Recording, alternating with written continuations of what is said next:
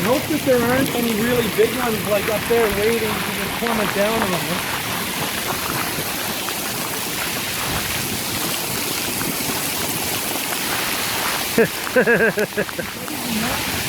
Like I've never seen hail like this.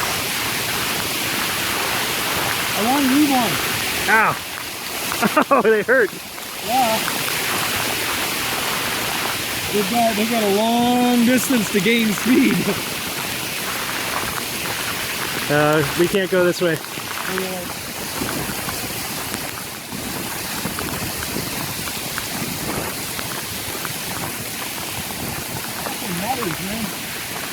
Woo. Holy shit.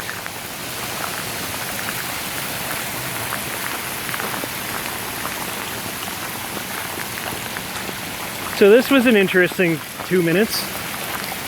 Right?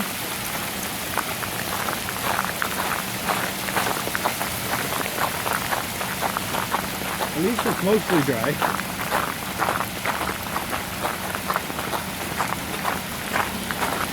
And I think mostly over there. Ugh.